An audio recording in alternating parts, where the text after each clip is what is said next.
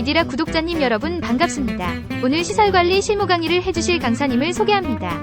여러분 마음에 박수로 환영해주시기 바랍니다. 그럼 강의 시작하겠습니다. 저는 미팅이 있어서 이만 갑니다. 그럼 공부 잘하십시오. 여러분 반갑습니다. 이디라 TV입니다. 오늘부터 이디라 TV가 시설관리 실무 강의를 실시합니다. 이거 전국 최초로 하는 것 같아요. 이렇게 정확하게 이렇게 강사복을 입고, 강사복이라는 게 뭡니까? 이제는 좀 갖춰야 될 거 아닙니까? 얼마 전까지는 제가 배시시 했는데 오늘부터는 강사라니까 여러분들이 저한테 돈을 주지는 않습니다. 그렇다고 제가 어디 학원에 등록된 것도 아닙니다. 제 스스로 좋아가지고 여러분들한테 실무 강의를 해드리는 거니까, 그래도 최소의 강사의 예의는 넥타이는 못 매더라도 단정한 옷은 입고 해야 되겠다 하는 것이 제 소견입니다. 그리고 그 이디라 TV가 언제까지 그러면 이 실무 강의를 할 것이냐? 실무 강의를 지금 한다 해도 5년을 해도 지금 끝내질 못할 것 같습니다. 왜냐하면 너무 방대하거든요. 방대하고 이것을 뭐 한 번 했다고 뭐 10시간씩 할 수 있는 건 아니지 않습니까? 아무리 길어도 여러분들이 듣기 쉬운 거는 30분 이내를 해야 됩니다. 30분 이내를 해야 되니까 30분 이내, 아주 길면 1시간 이내 강의를 하겠습니다. 그러면 여러분들이 잘라서 볼 수 있지 않습니까? 잘라서 볼 수 있고, 이거 영상 남기는 거니까 사라져 버리는 게 아니냐, 실시간 해서 사라지는 게 아니고 잘라서 볼 수 있도록 영상을 남기는 강의이기 때문에 여러분들이 하시고, 그 다음 주변에 적극 추천을 하셔서 이디라에 보니까 배울 점이 좀 있더라 하시면 추천을 해 주셔도 좋습니다. 여러분들이 뭐 구독, 좋아요 이런 거는 뭐 제가 바라지는 않습니다. 자, 그러면 오늘은 본론으로 일단 그러면 강의에 앞서 시설 관리에 대해서 간략하게 설명하고 분야별로 하겠습니다. 전기 분야, 설비 분야, 뭐 미화 분야, 경비 분야, 이렇게 주차 분야별로 하겠습니다. 주차도 궁금할 거예요. 주차도 어떻게 관리를 하는지, 어떻게 돈을 받는지 궁금할 겁니다. 그래서 분야별로 하겠습니다. 일단은 우리가 건물이라 그러고, 서울이나 이런 대도시에서는 빌딩이라 그러면 빌딩 관리라 그럽니다. 빌딩 관리. 그러면 건물의 시설 관리는, 건물에서 시설 관리 분야는 어떤 부분이 있냐? 크게 나눴습니다. 전기, 기계, 소방, 통신, 영선, 미화, 경비, 주차, 이 정도로 나누어서 볼 수 있습니다. 그 다음 규모에 따라서는 소방통신 같은 경우에는 전기 부분에 합쳐지기도 하고, 아니면 시설 분야에 합쳐지기도 합니다. 그래서 규모에 따라서 전체가 8가지가 늘어날 수도 있고 3가지로 줄어들 수도 있습니다. 그 다음에 아주 작은 현장인 경우에는 시설, 미화 두 분야로만 나눠서 움직이기도 합니다. 시설, 미화, 경비 이렇게 해서 333 해서 9명 정도 움직이기도 합니다. 그 다음에 모든 건물에는 전기가 필수입니다.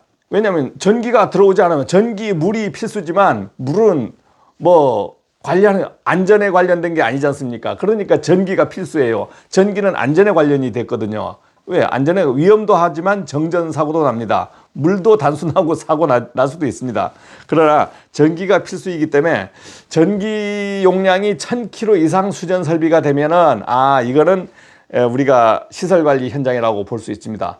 그러면 1000kW 이하는 아니냐고요? 아니요. 이런 뭐 상가라든가 소규모도 있습니다. 이 부분도 다 포함이 되지만 전기 기사가 상주 근무하는 곳은 1000kW 이상이기 때문에 제가 1000kW 이상 시설 관리로 가지고 얘기하면 1000kW 이하의 건물들도 모두 포함되는 것입니다. 그러면 인원은 뭐 1000kW 정도면 방금 한 9명 정도, 시설 3, 미화 3, 경비 3 이 정도로 꾸려갈 수 있고, 인원은 그 현장마다 다 틀리기 때문에 인원에 대한 것은 더 이상 언급을 하지 않겠습니다. 전기기사라고 많이 합니다. 개나 소나 전기기사야. 개나 소나. 뭐 무슨 우리가 전공들도 전기기사. 이렇게 그냥 전기기사라고 하지만 사실상은 전기기사는 전기기사 자격을 가진 사람을 얘기합니다. 그러니까 건물관리에서 전기기사 하면 안전관리자다. 아니면 뭐 거기서도 그냥 전기기사로 통용돼요. 그러면 그 중에서 안전관리자가 누구냐? 그래서 그 사람이 책임자입니다. 실질적인 전기기사고. 그러면 전기기사의 업무 범위는 어떻게 되는가? 전기기사의 업무 범위에 대해서 말씀드리겠습니다. 전기기사는 그 건물에 인입된 거, 즉 책임 분계점이라는 게 있습니다. 한전에서 우리가 받는 곳, 수전을 받는 곳에서부터 출발해가지고 모든 부하 말단까지 전기기사의 책임 범위입니다. 안전관리 범위입니다. 즉 그 범위는 안전공사도 누구도 책임을 지지 않습니다. 전기기사가 책임을 다 져야 되는 거예요. 그러면 그거 뭐 수변전 설비라고도 그러고 발전 설비, 비상발전기, 그 다음에 저압 부하 일체, 동력 설비 이렇게 해서 전기기사가 책임지는 곳이 광범위합니다. 그 다음에 그리고 전기기사는 부하 말단까지지만 기계는 어느 분야에 국한될 수 있거든요. 소방도 국한될 수 있습니다. 그 다음에 우리가 전기기사들이 주로 핵심으로 보는 곳, 전기기사가 핵심으로 보는 곳을 우리가 수변전 설비, 비상발전 설비인데 이것을 통틀어서 전기실이라고 그럽니다. 전기실에 가봐라 하면은 그곳을 얘기하는 겁니다. 그러면 전기기사의 꽃은 전기기사가 핵심으로 다뤄야 되는 부분이 있습니다. 그곳은 전기기사만 책임지고 다룰 수 있고 나머지들은 보조로 전기기사가 지휘하에 이렇게 해라 했을 때 할 수 있습니다. 나머지는 아무도 손을 댈 수 없는 곳이 어디냐면 특고압 수전 설비 부분이 되겠습니다. 특고압 수전 설비는 우리가 3년에 한 번씩 하는 안전공사 검사 범위도 됩니다. 그럼 저압 설비는 어떻게 되냐고요? 저압 설비는 모든 게 전기기사의 책임입니다. 검사 범위가 없어요. 어떤 저압 설비에서 전기 공사를 한다, 우리가 작업을 한다, 어떤 무슨 뭘 한다. 그러면 전기기사가 알아서 하는 겁니다. 제가 그냥 공개 강의하면 공사할 때는 무슨 뭘 하지 말아라 막 그렇게 하는데 그거 없습니다. 전기기사가 판단해 법 규정을 지켜서 하면 됩니다. 법 규정을 못 지킬 때도 있겠죠. 자, 그러면 우리가 수변전 설비를 하는데 수변전 설비를 우리가 옥내에 있다 보니까 위험 설비입니다. 위험 설비니까 이 큐비클 함내, 철함, 그걸 큐비클이라 그래요. 큐비클 함내 모두 내장되어 있습니다. 내장돼서 딱 밀봉되어 있어요. 안전하게 밀봉되어 있습니다. 그 큐비클 함 문을 열기 전에는 우리가 안전한 거죠. 그러면 큐비클 함이 있고 그 다음에 우리가 수전 설비라고 하면은 지금 우리가 외부에서 수전 설비 여러분들 가보면 전기실 가보면 수전 설비를 보면 외부에서 이 함을 볼 수 있습니다.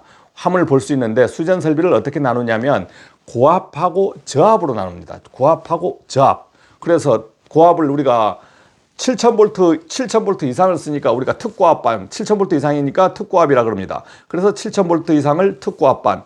그러면 고압은 몇 볼트 이상이냐? 교류는 600V 이상입니다. 교류는 600V 이상이 고압인데 우리가 600V 이상에서 다루는 것은 평균 우리가 보통 22,900밖에 없습니다. 그러니까 22,900이 거의 대부분이니까 특고압반이라고 그러는 것입니다. 그러면 우리가 특고압반에서 우리가 쭉 구분을 할 수 있는 게 어떤 것을 여러분들이 전기실에서 제일 처음 구분해야 되는 게 배전반 명칭입니다. 배전반 명칭인데 어떤 명칭? 고압반하고 특고압반을 나누는 겁니다. 그럼 전기기사가 딱 대보면 고압반, 특고압반이 뭔지 알긴 아는 거죠. 그러나 저 배전반의 명판이 뭔지 그것을 모르면 전기기사가 조금 어떻게 되냐? 누가 묻지도 않고 모르면 자기도 모르고 이 옆에도 모르는 거예요. 그러면 그냥 넘어갈 수 있겠지. 그러나 전기기사는 공부를 해야 되는 부분이 자기 혼자만 하는 게 아니지 않습니까? 큰 현장 가면 3명부터 시작해서 10명, 20명, 50명, 100명씩 거느리는 거예요. 저는 몇 명까지 거느려 봤냐고요. 전기 팀장으로 하면서는 제 밑에 직원이 60명이었습니다. 60명. 전기 일부분만 60명입니다. 대단한 거지 않습니까? 그러면 그분들하고 상대를 하려고 하면 전기기사가 어느 정도 실력이 있어야 되냐? 많이 알아야 된다는 겁니다. 많이 알아야 된다는 거예요. 그분들을 교육시켜야 되잖아요. 교육시키려고 하면 자기가 실력도 없이 아니면 아는 것도 없이 아니면 거짓말로 아닌 명칭을 쓸 수는 없지 않습니까? 그래서 여러분들이 정확한 명칭을 알아야 된다는 겁니다. 우리가 배전반 명칭에 가보면 어떤 부분이 있냐면 보통적으로 22,000에서 380으로 다운되는 변압기 22,000 고압에서 저압으로 바로 다운되는 변압기가 되어 있으면 특고압반을 우리가 HV 고압 전압 하이 볼트 HV라고 딱 명판이 되어 있습니다. 그리고 저압반에는 LV 로우 볼테지 저압 로우 볼테지 LV라고 되어 있습니다. 그런 데는 어떤 데는 가보면요 HV라고 안 하고 EH라고 되어 있습니다. EH 이자 대문자 이자를 씁니다. 그건 뭐냐고요? 이것도 전기입니다. 우리가 그 전력공학에서 보면은 전기를 송전단 전압을 ES, ER 해서 E로 씁니다. 전원부를 E로 그대로 표시해요. 그러니까 전원이나 전기나 똑같은 겁니다. 그래서 전압이나 그래서 하이 전압을 하이로 나누고 로우로 나누기도 하고 전원부를 하이로 나누기도 하고 로우로 나눕니다. 그래서 특과반인 경우에는 HV를 쓰거나 EH 전원인데 하이 전압이다. 높은 전원이다. EH를 쓰기도 합니다. 그래서 여러분 EH하고 HV가 무슨 뜻인가 이제는 확실히 알았죠. 그 다음에 어떤 부분이 있냐면 SH가 있습니다. SH 슈퍼고압이라고 S를 붙여버립니다. 그래서 어떤 배전반에 보니까 SH가 있어요. SH가 있으면 거기서는 22,000에서 3,300, 3,300에서 예를 들어서 22,000에서 3,300, 3,300에서 380 이렇게 3단계로 나누어지는 거예요. 변압기가 그럼 22,000 변압기도 있고 3,300 변압기도 있다는 겁니다. 두 군데로 이렇게 나눠지는 곳이 있습니다. 있었죠. 저는 다 그런 데를 근무해 봤으니까요. 어디라고는 얘기 안 하겠습니다. 대단히 큰 현장입니다. 그러니까 SH라는 명칭이 있었다. 그 다음 우리가 그 명칭이 어떤 게 있습니까? 그 다음은 저압 배전반, 고압 배전반을 나누면은 그 다음에 그 계기 명칭을 쓰는 거예요. 들어오는 명칭. 뭐 케이블 헤드부터 시작해서 LBS 아니면 ALTS 이게 두 가지 종류가 있습니다.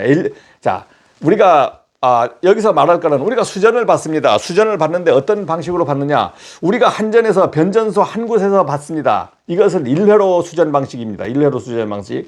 아니면은 중요한 설비, 관공서라든가 우리가 전산실이 있고 전산실 정전되면 안 되겠어. 정전되기 전에 순간적으로 다른 변전소로 이어져서 무정전이 가능하게 있다 했을 때는 2회로 수전을 받습니다. 그럴 때는 ALTS 설비가 있습니다. 자동 선택 개폐기가 있습니다. 땅 하면 이리 붙고 땅 하면 이리 붙고 순간적으로 딱 붙으니까 거의 정전이 안 된다고 봐야죠.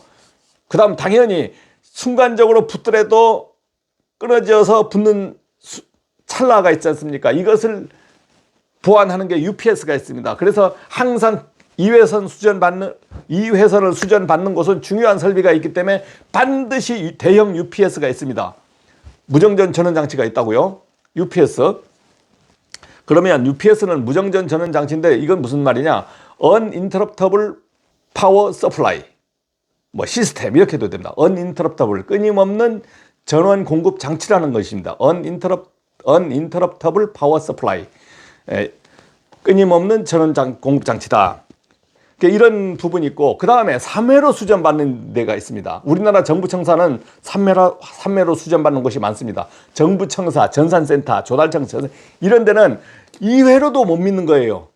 변전소가 세 곳에서 큰 대도시는 변전소가 여러 곳 있지 않습니까? 여러 곳 변전소 세 군데를 다 전기를 끌어다가 3회로로 수전을 받아버립니다. 아주 특수한 곳이죠. 저는 3회로 수전하는 데를 다 근무해 왔지 않습니까? 그러면 거의 무정전에 가깝다는 거지, 무정전에. 그런 데는 워낙 설비도 크니까 발전기도 마찬가지 한 대가 아니고 5대, 6대씩 막 이렇게 놓아서 병렬 운전을 합니다. 이제 내가 어느 회로, 1회로 수전이냐, 2회로 수전이냐, 3회로 수전 받는 곳이냐를 여러분들이 아셔야 되고 보통 1회로가 대부분이기 때문에 1회로 기준으로 말씀드리겠습니다. 그러면 1회로 기준이면 제가 밖에서 우리가 알아야 되는 명칭이 LBS, 뭐 PF, MOF, V12, A12, TR, MC12 뭐 이런 명칭들을 알아야 됩니다. 오늘은 이 명칭에 대해서는 이 정도로 그냥 말하고 넘어가겠습니다. 그 다음에 전기기사가 또 알아야 되는 배전반 명칭을 아까 알았죠. 배전반 명칭은 LBS, 그 다음에 ALTS, PF, MOF, V12, TR, A12, MC12 이런 차례로 쭉 되어 있단 말입니다. 그러면 이것이 용도가 뭐냐를 또 아셔야 되고 그 다음 우리가 전력량계에서는 검침을 합니다. 검침을 하면은 내가 1kg 썼을 때 우리가 배율이 있어요. 배율 강의는 또 별도 합니다. 그러니까 우리가 내가 배율이 있는데 720배냐, 960배냐, 1800배냐, 2400배냐, 뭐 3600배냐 있어 배율들이 있습니다. 이 부분에 대해서 이게 무슨 말일까? 이 부분도 알아야 됩니다. 그 다음에 그 안전관리 부분에서 전기기사가 전기실에서 지금 이루어지는 상황만 얘기하고 있지 않습니까? 많죠? 전기기사가 안전관리 부분에서는 그러면 전기실을 매일 들락날락 하냐? 안 그렇습니다. 예전에는 그냥 가서 이렇게 검침도 하고 매일 전기기사들이 할 일이 없으니까 가서 이렇게 했는데 요즘은 전기실에 들어가질 않습니다.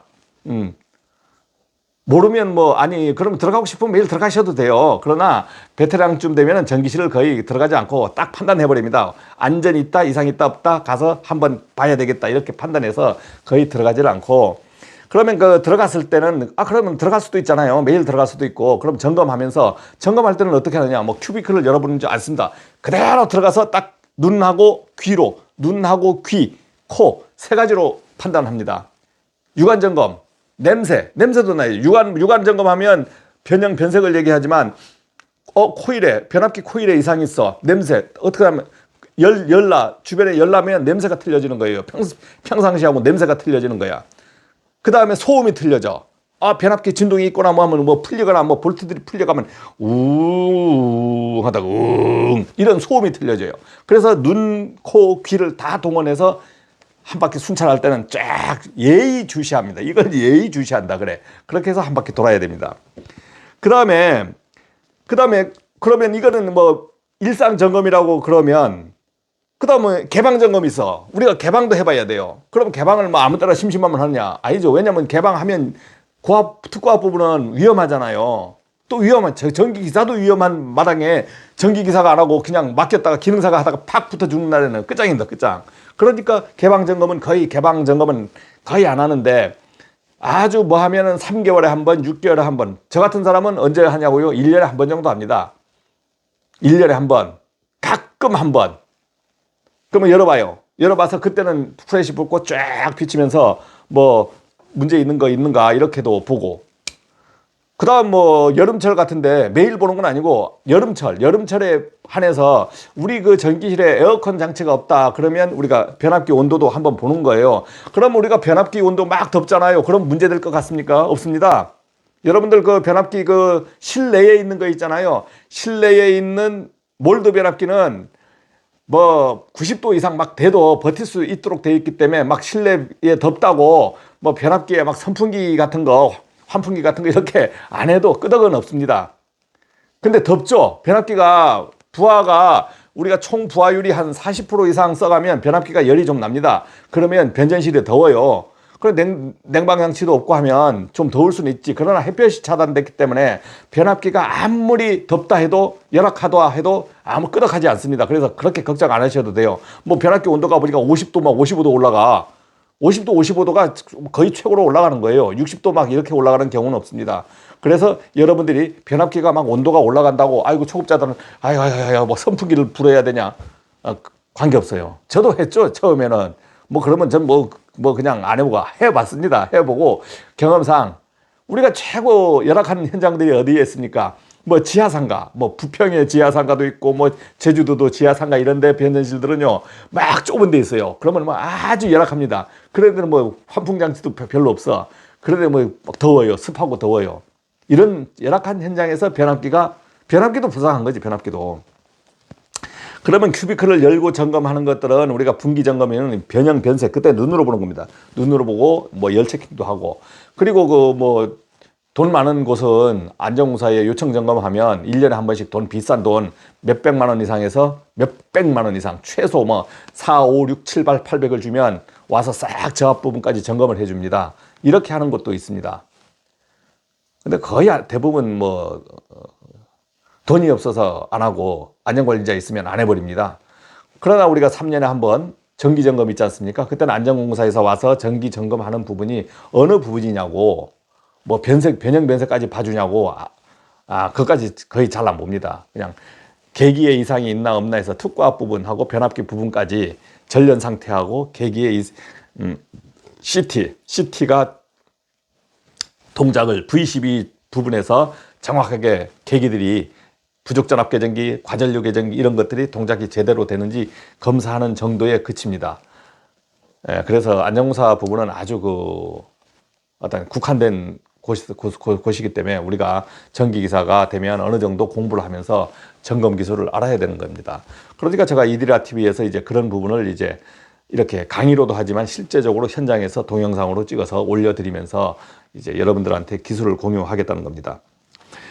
그다음 비상발전기 부분이 있습니다. 비상발전기 점검은 주간 점검은 점검 운전, 무부하 운전, 점검 운전 아무 명칭이 났습니다. 한 3에서 5분 동안 이렇게 돌려보는 거죠. 정전 시에 발전기가 잘 돌아가도록.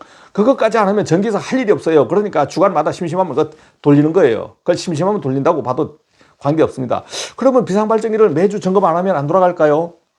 돌아가죠. 돌아가지만 자동차도 우리가 세워놓으면 돌려봐야 되듯이 우리가 전기실에는 발전기도 배터리는 항상 충전되어 있지만 이거 돌아가야 돼. 매주 돌려보면서 이상 없어야 정전 때 대체가 되는 겁니다. 그러면 또 매일 돌려보면 이거 재미없는 거예요. 매일 안 돌려도 되는 부분이니까 보통 주간 점검으로 비상발전기 운전을 합니다.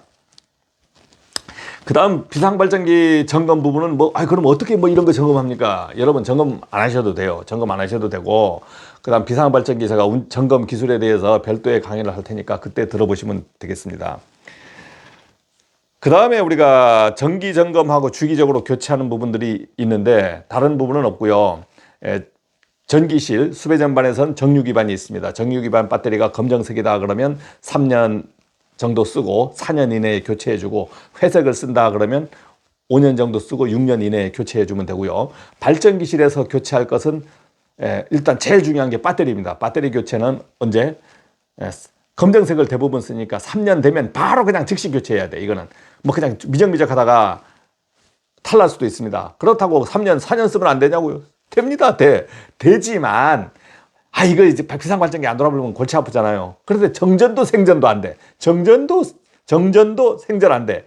그러면 그냥 무의미한 것이 되지만 우리가 전기기사가 존재하는 것은 그런 부분을 적재적소에 판단해서 교체하는 기술입니다. 그 다음 냉각수도 교체하고 여러 가지 필터도 교체하는데 이 부분은 발전기 운전 기술에서 별도로 말씀드리겠습니다.